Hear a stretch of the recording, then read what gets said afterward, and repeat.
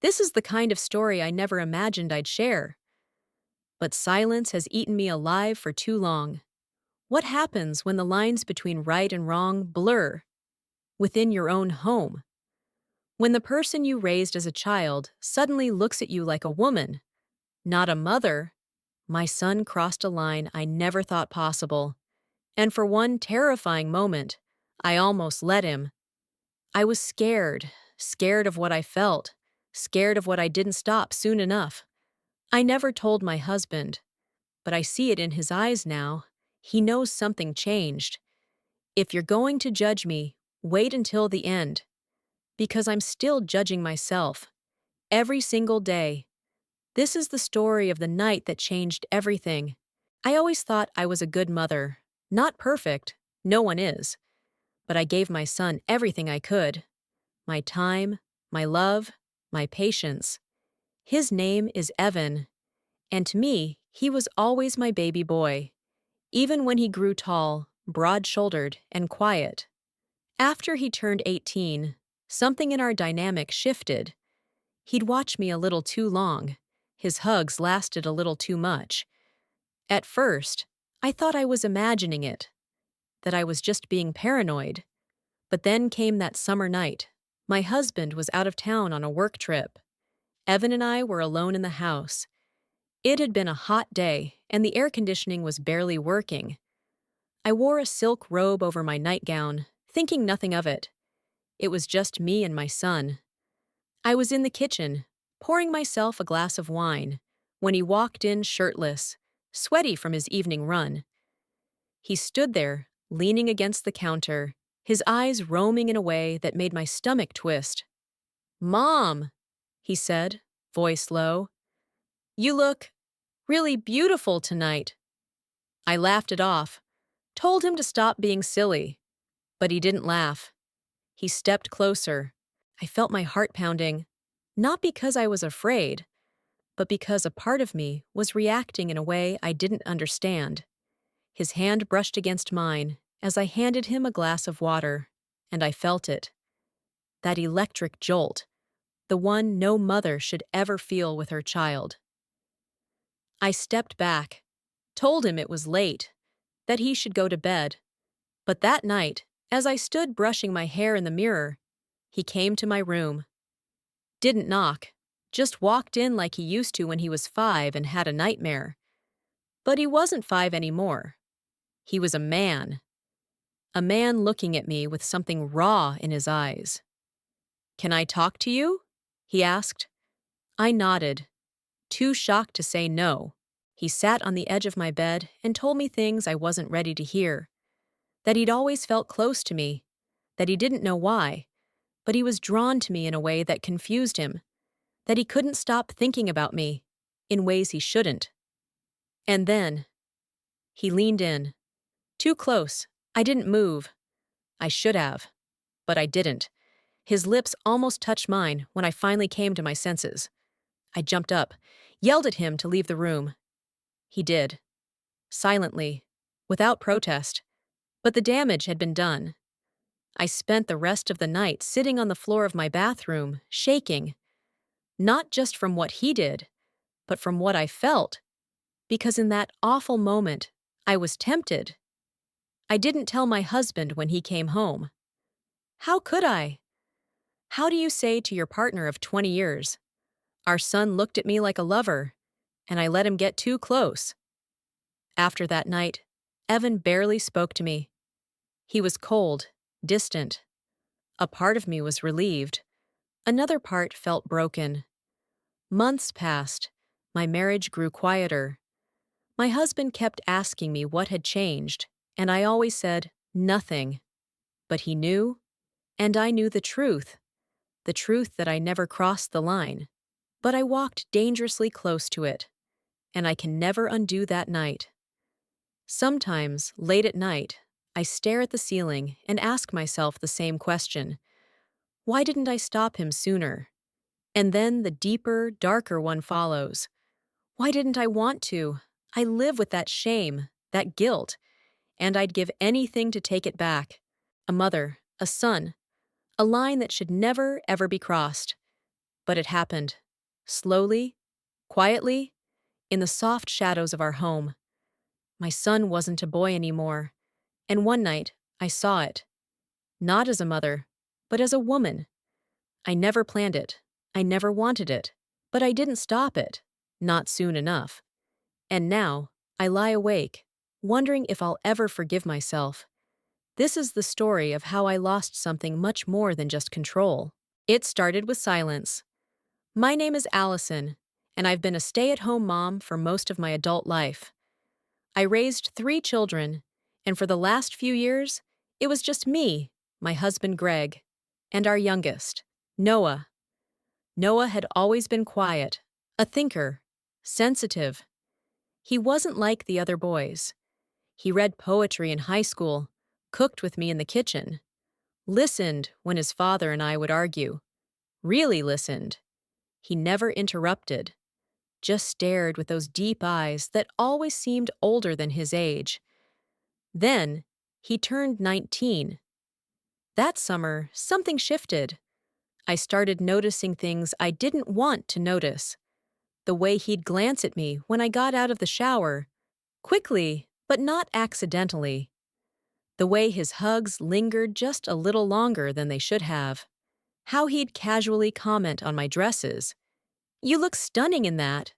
Like it wasn't strange. I thought it was harmless. I thought I was imagining it. Maybe I wanted to imagine it. Because if it was real, that meant I had let it happen. Greg was never home anymore.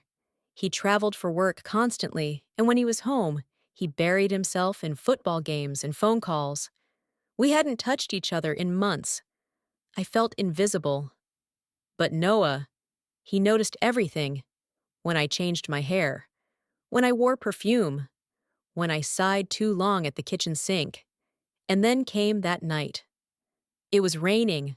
Loud, heavy, late summer rain. The house was dimly lit, warm. Greg was gone on a 3-day business trip. I had just taken a bath, candles, soft music, wine, and wrapped myself in my favorite robe. Thin silk. I wasn't thinking. I didn't lock the door. I was brushing my hair when I saw him in the mirror, Noah, standing in the doorway. I gasped and clutched my robe. "Noah, what are you doing?" He didn't answer. He just stepped into the room, slowly, eyes locked on mine. Not in a predatory way, not even aggressive, but intentional. "Sorry," he said softly. "I heard music. I wanted to talk." I told him to wait outside, that I'd come out in a moment. But he didn't move. "You always say you'll come, but you don't. You disappear." There was hurt in his voice. Real hurt. I sighed. "This isn't the time." He stepped closer. "You look beautiful tonight, Mom." That word, Mom, sounded so wrong in that moment. It didn't match his tone, or his stare, or his body, or the heat I felt rising inside me. I should have screamed, slapped him, pushed him out of the room, but I didn't. Instead, I froze. "Noah," I whispered. And then he did it. He reached out and touched my face. Just the edge of my cheek, like I was made of glass. My breath caught. "I think about you all the time," he said. "I don't know what's wrong with me. I want to be near you." I backed away, but not fast enough. He was there, his hand on my waist now, gently pulling me in. Our foreheads touched. My heart raced so loud I could hear it in my ears. For a fraction of a second, I didn't feel like a mother. I didn't feel like his mother. I felt like a woman starved for attention, craving touch, craving being seen. And then his lips grazed mine. I didn't kiss him, but I didn't stop him in time either. That's when I snapped out of it. I shoved him away, my voice trembling. "This can't happen. Ever."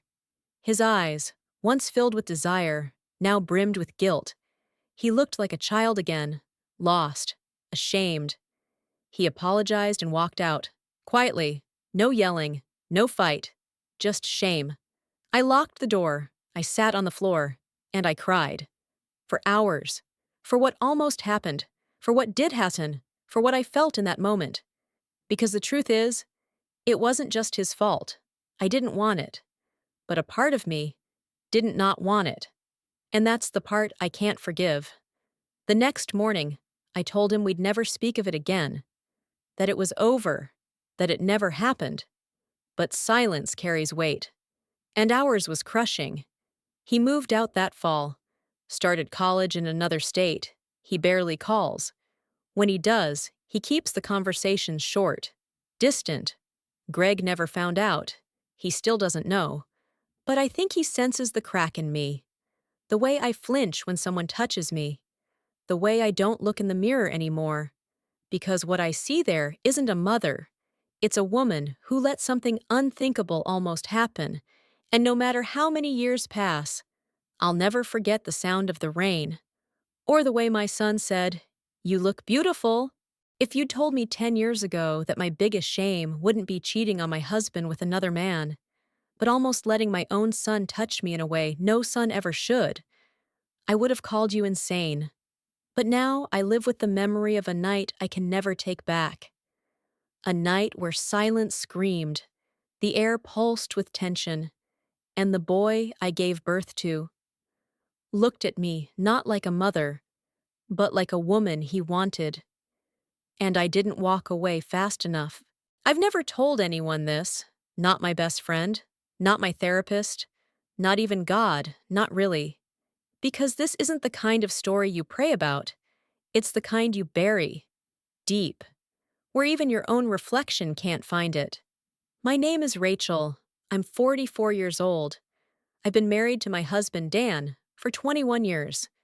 We have 2 children, Sophie, our daughter, who moved out last year, and Aaron, our youngest, our quiet one.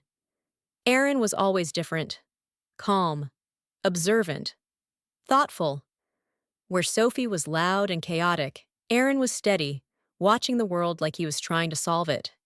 He was beautiful. I know mothers say that, but he really was. Dark curls, long eyelashes, that soft, slow way of speaking, like he knew his words carried weight. When he turned 18, he changed. Not in a bad way, not drugs or rebellion. He just grew into himself. His body filled out. His voice deepened.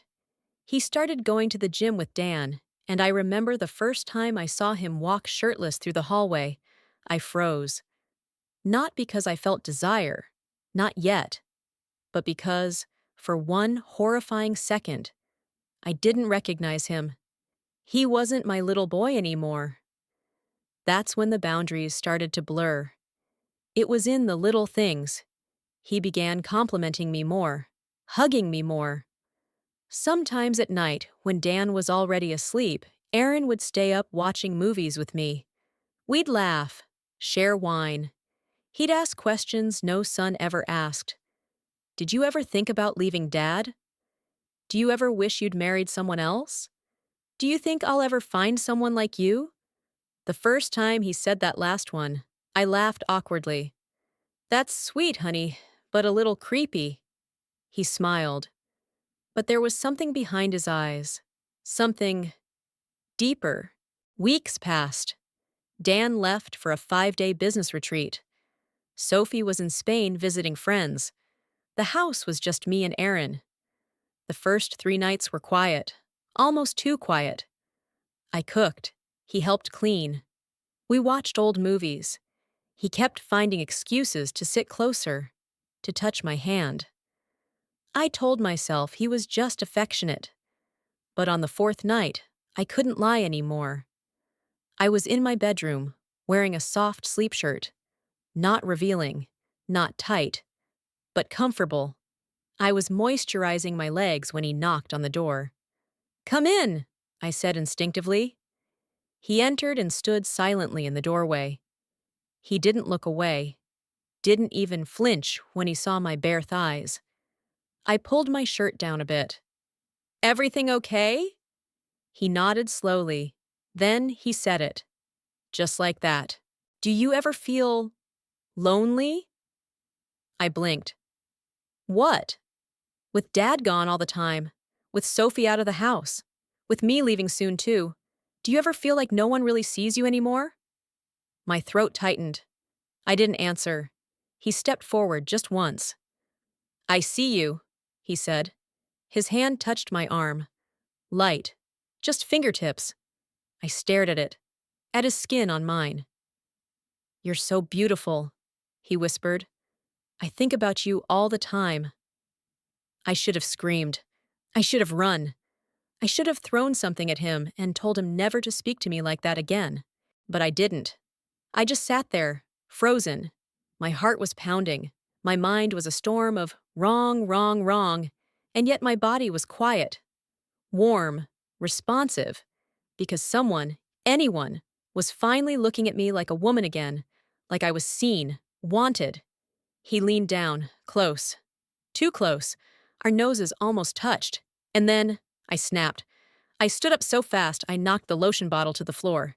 Get out, I said, my voice cracking. His face, confused, crushed. Mom! Get out! He left. He didn't slam the door. He didn't yell. He just left like someone who realized he'd set fire to something that can never be unburned. I didn't sleep that night. I couldn't. I stared at the ceiling, wondering if I was still a good person, wondering how close I had come to doing something that would destroy us both. Dan came home the next day. Everything looked normal, but nothing was. Aaron barely spoke to me for months after that. When he did, his words were flat, emotionless, like he was trying to forget something he couldn't unremember. I thought about telling Dan. I came close once, but I saw the way he smiled at Aaron that night over dinner, and I knew it would shatter him. It would shatter us all. So I buried it. Every now and then, I wake up in a sweat, remembering the way Aaron looked at me that night. Not with lust, not exactly, but with longing. And what terrifies me most is that some part of me longed back. This is the kind of story I'll take to the grave. Not because I'm proud of it, but because saying it aloud means admitting what I almost became. My son grew up. I blinked, and he was no longer a boy. And then one night, in the quiet safety of our home, he crossed a line I never imagined possible. And the worst part? For one long second, I let him. They always say, it's just a phase. But some moments never pass. My name is Claire. I'm 45. I've been married to my husband Matt since I was 22. And for most of that time, I thought I understood who I was. A wife. A mother. A woman who did what she was supposed to. I had 2 kids, Emma and Julian. Emma was the loud one, the bold one. She moved out at 19 and never looked back.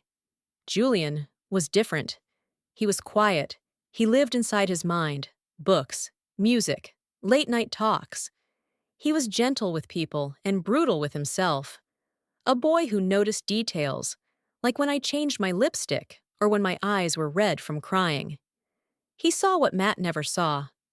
After he turned 19, things shifted.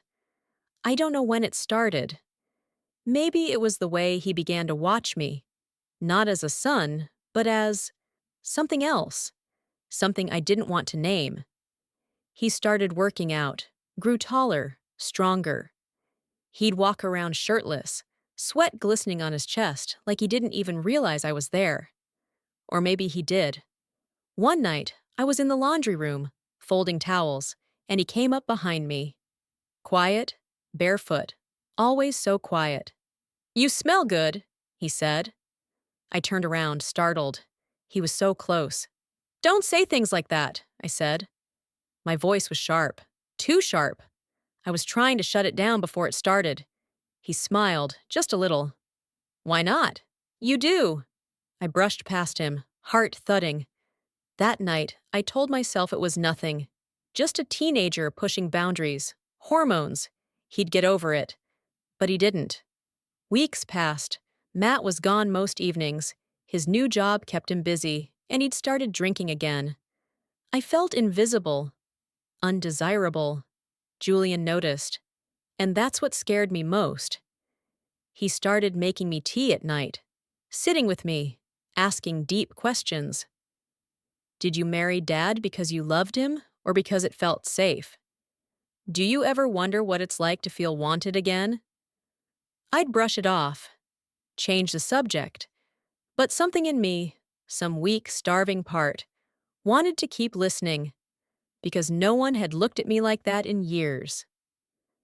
Then came the night. It was late, well after midnight.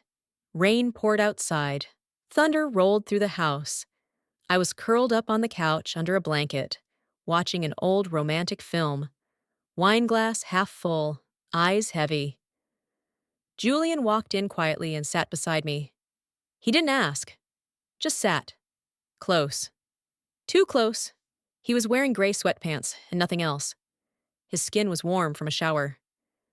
You always watch these movies when it rains, he said. I nodded, suddenly unable to speak.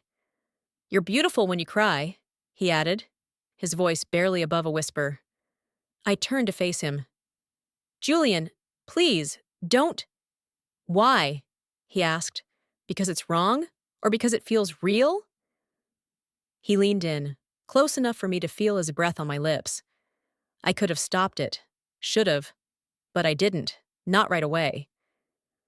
For one long, dangerous second, I let my eyes close. Just to feel it. Just to pretend I was someone else. Someone younger. Desired. Alive. His hand reached up, brushing the side of my neck. That's when I snapped out of it. I pushed him away, hard. Go to bed, I said. His face crumbled. Not angry, not furious. Just broken. I'm sorry, he whispered. I didn't mean to. Just go. He left. I sat there for hours, shaking. Not because he kissed me, because I wanted him to. Because that second between his breath and mine was the first time I'd felt anything in years. We never spoke of it again. Julian moved out 6 months later. He said it was time. Said he needed space. I think he left because he was ashamed. I think I let him. Matt never found out. He still brings me tea on weekends and talks about retirement like everything is fine. But I know I'm not who I thought I was. I didn't cross the line, but I leaned over it, looked down, and for one terrifying moment, wanted to fall.